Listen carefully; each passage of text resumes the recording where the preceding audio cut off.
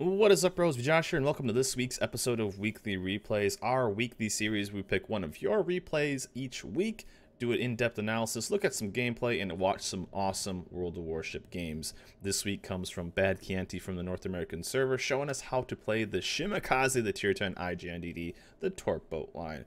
This, to me, the IGN, when I saw the post-battle screen, I just kind of wanted to watch this game. You guys have made this super difficult. I'm going to probably say that every week. With only picking one game a week, and we've been a little bit behind with the days of release. I want this to be a Tuesday thing, with Christmas and New Year's and kind of all that kind of getting mixed up, losing kind of track of which days. I have been a little bit behind, but every Tuesday we'll be putting out these videos. Obviously this didn't come out on a Tuesday, but anyways, we have a channel up on our Discord, so if you are having massive games, big games, good comeback games, you know, we had Kraken Solo Warrior 5v5 ranked sprint games. We've had 300 plus K Kraken losses, you know, big monster Yamato games, DM games, and now we have a Shima game. So it's cool to see a little bit of different everything. But you guys have made this so difficult to pick one game a week. And the winner, of course, gets a 1,000 doubloons or one of the crates that I have for being a CC of their choice. But you guys have made this crazy difficult. So if your games aren't getting picked, just know that we were getting a ton of videos, a ton of game replays, and they're all so good. It's really tough for me to pick this one. But I had to see this one because me as myself, I would consider myself a destroyer main, and it's something that I am not particularly good at, and I would say IGN torp boats. I tend to be, I would say, a hybrid, quote-unquote hybrid destroyer player, USN, German, Pan-Asian, even the mix of the IGN torp boats. I wouldn't consider myself a IGN torp boat. I particularly don't like this playstyle. I kind of find this playstyle a tad boring, and the Shimikaze is one of the oldest tier 10 destroyers, and I probably have the least amount of games played in all of that. That's always awesome. Fantastic start. There's a dev strike. First dev strike. Dev strike. First blood on the gearing. So if we break down this, but I wanted to see this because I particularly don't play this. Let me know in the comments below if you enjoy the IGN torp boats. Obviously, at low tiers, we all like to mess around with Umakazes and, you know, Tachibanas and all those Minikaze, Kamikaze Rs. But high tiers, I tend to be very inconsistent with these, and I tend to have a game that is, I'll have a 150,000 game, and then I'll have 3 games of 25,000 where all, and you'll see Bad, who obviously knows how to play IGN DDs, you'll see the difference between a game that I would play and a game he would play. I tend to shoot a lot when I'm in these destroyers. You'll be surprised at how few main battery hits he has at the end of the game. Something that I would look at situations and go, why is he not shooting? And then he gets torp hits. But anyways, back to the game. So let's break down the team really quick. He had 2 DDs. It's 2 DDs versus 2 DDs versus 2. So this is something that the IGN DDs tend to shine on, is when there's less destroyers. That means there's less DDs to hunt them down. And he only has to deal with 1 radar, and that's the Cleveland. And now he's killed his biggest, I would say, competition, biggest threat, which is the gearing. You never know if the gearing has the legendary module, which means they have a detection of 5.6, which is exactly what the Shimakaze's is. So with the legendary module coming to the game, the gearing is a big threat for the Shimakaze because it can get up there and then basically beat it 1v1 in guns. But luckily, we don't know if he did or not because he just took a torp to the face, and now he's out of the game. And the only other destroyer that's still here is the Benson, pushing early, and normally the Benson, who tries to split the defense and go straight towards the cap, tends to not be that big of a threat. Not always, but I'm just saying from my experience, a destroyer that pushes cap almost instantly in the first 5 minutes of the game tends to not be something we really need to worry about going forward. Destroyer versus destroyer.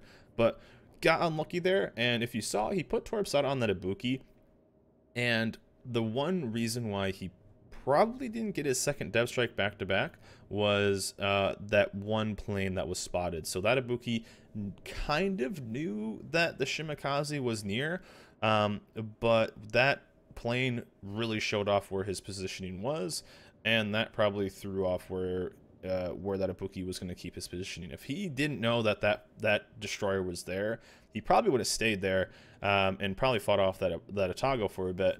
But he got spotted by planes, so he knew he was there. He knew he was pushing and probably had torps on him because he was still spotted by things that he was the only thing that could have spotted him. So a bit unlucky there by those god tier planes that always tend to just get you just on the edge.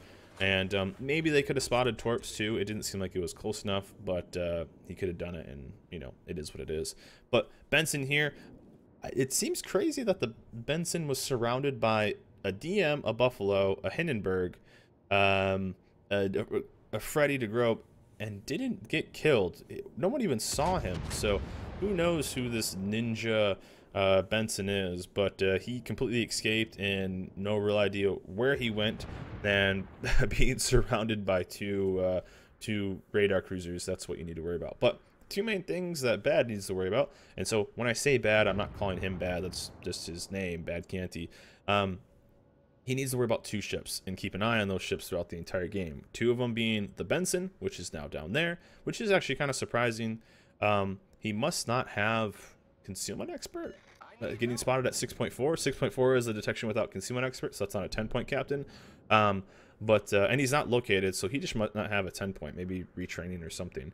But the Cleveland, so the one radar ship and the one destroyer. Now, as a Shimakaze, that DD pushed cap early. He doesn't have Survivability Expert. Looks like he doesn't have Concealment Expert as well. So I wouldn't say he's not a threat to Bad, but it's something that he doesn't really need to worry about. What he does need to worry about is the positioning of the radar ship, which could potentially get him overextended. And now he kind of knows where it is because last known, Cleveland right there. He wasn't detected going this way. He's not detected going that way, so he knows the Cleveland's there. And as you see, this team has kind of just lined up and signed up for taking torps to the face. There's a Cleveland right there too. He's out of radar range. Doesn't really need to worry about it. Looks like he's running the 12-kilometer torps as well, which is what I run. I feel like the 12-kilometer torps are a good mix. Now, there are a plethora of different ranges you can run on the Shima. As you know, the Shimakaze has 3 ranges of torps. Has the 8 kilometers, which are extremely fast and do high damage. Faster reloading as well. You have the 12 km, which are a good mix of both fast narrow range and good reload, and then you have the 20Ks, which are the old school torps that can kind of, you know, they just go on forever. Now with torpedo acceleration, the captain's skill, there is another level of, you know, there's 9.6s that some people run. There's 7.2s. No, there's 6.4s or whatever. There's the hyper meme ones that some people run. They're super fast and you know, and that kind of stuff. And there's just a bunch of different values. Some people run 16s as well. So there's a lot of values for range. So, but this looks, he's just running the straight 12 kilometers right there. And keep an eye out for the one main battery hit, and we'll see if any more come from it. But one main battery hit so far. Right here is a good example. I would have 100% shot my main turrets right here. Nothing else is really close enough to do big damage. So that's where I would have shot. Now it is a DD that isn't really too, I would say, too worrisome. But I would have shot. I would have had 2 salvos into him for sure. Even though I wouldn't say that Benson is that big of a threat. As he, oh no, the Cleveland killed the Benson. I wouldn't say he's that big of a threat for Bad. I would say he's still a threat for the rest of the team just for spotting. So the more damage, he's gonna have to deal with them, or the team's gonna have to deal with them at some point. So 1 salvo, 2 salvos, the IGN torps or IGN guns can hit so hard because of their high alpha damage. Low reload but high alpha. So 1 or 2 salvos could have chunked him for 3, 4, 5, 6, 7K damage. So I think a little bit of a missed opportunity there, but it lets Bad still be this kind of scary destroyer when it comes to trying to get set up into positioning. So this is something that I probably do poorly, and this is something that we can all learn, even myself learning from these replays, is how to play certain ships well. I think there are ships personally that I tend to not play too well just because I don't play them a lot. I tend to kind of not play one ship too much. But there are ships that I think I would say I'm relatively weak at, and that's ships like the DM, the Wooster. I don't think I'm particularly good at because I just don't play them that much. Obviously, Shimikaze is one of my least played ships at tier 10, and it's another ship that I just don't think I'm that good at because I like to use my guns so much, especially with all the other DDs at tier 10, like the Gearing, the Yu Yang, the Z52, the Grozovoy even. Grozovoy has been a super fun ship to play, but that's because you tend to do so much damage with the guns. That's kind of what I prefer to play. So this kind of slow, methodical gameplay of the DDs, just not really my thing. But as you can say, there's situations where he has done something, and that's maybe turned into him being more damage now than what I would have done. Now, if he would have shot at that Benson, would that North Carolina have continued to push up? Who knows? Because he would have known where that DD was a bit longer. So maybe that North Carolina felt more comfortable because he had no idea where the Shima was, and then just took 2 torps to the face.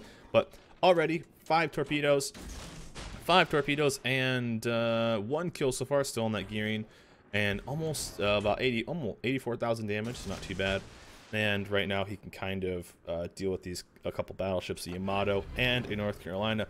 Now, the only ship he's really had to worry about on this side is this Henry. Now, this Henry can be a massive pain for this team.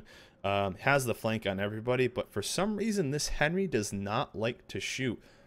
Not a normal Henry player. Normal Henry players will probably be shooting all the time. I don't know if he's scared of the Freddy's RNG. I don't know if he's scared of the Yamato that's going to be 20 kilometers away or what, but not seeing this Henry shoot is almost alarming to me. And this guy has a chance to just kind of win this game. I mean, he's a Henry who has made it all the way to the flank. He has made it. He's officially made it to the perfect spot for a Henry to be, and he is not really doing anything with said spot. So there go the torps. Boom. He actually would have got 3 of it on him. So down goes the NorCal and even gets a collateral on the Yamato, which is great. But again, he just needs to keep an eye on that Henry. Still hasn't fired. Wow. But hey, he's going to do what he's doing. But still, look at where this enemy team has kind of done. And they've just kind of herded themselves into this ball of ships. And that's what you want as a Shimakaze. You want a high density of ships in one area, because if you launch your torps towards that area, something's going to take him. Just like he aimed for the North Carolina, knowing that the Yamato was probably going to be there, got a collateral torp on that Yamato. Torps are coming out perfectly for the Sabuki too. Who knows if he'll get spotted, but see if he's going to try to maybe try to line up something for the Yamato as well. But you want a high density of ships in a small area, then that's where you launch your torps and stuff like that. So, but this team has basically gone from being huddled into these 4 squares with some pushing, who then got killed, to then huddled in these 4 squares and are slowly moving over to these 4 squares. So they have basically lined up to say, we want you to have a good Shima game. They haven't really spread out. The one ship that they had spread out is the Henry, and the Henry hasn't really fired at all. That ship on a flank is so deadly and such a danger and threat to the team that Bad would have probably had to roll over and help out with that. That's how much of a threat that ship would have been. But now, with that Henry rotating to wherever, I assume to see that Henry pop up north side eventually, because right now, as you see, the team's kind of pushing the cap. They have the lead. Bad gets the random torp. Yes, the random torp on the Ibuki. He gets that. Looks like the Benson might go down as well too, which is really, really good. The only thing he needs to worry about if the Benson dies is the Cleveland, and putting torps on these guys all sailing broadside. But that Henry, I assume, keep an eye on that mini-map. We should be seeing that Henry lighting up that Freddy. That's what I would be doing, at least, because what this team needs to do is they have a lot of health to defend the push towards their cap, and they need to get some aggression on the enemy cap, which is Bad's cap. Just think, if the Henry was up there right now, the Buffalo would probably be getting killed. That Freddy would probably be killed, but it's each their own game, so we're gonna let him play it out. So right now, that Henry not being aggressive is really helping Bad just kind of farm out, and looks like he's actually gonna farm out one of his div mates right here by lining him up. And with Bad not shooting really at anything, they have no idea where he is, and it looks like he's gonna prime up Dev Strike number 2. That's going to be a lot. Not many ships are going to survive 5 torpedo hits. So Musashi taking the 4th and the 5th. The 5th wasn't even needed.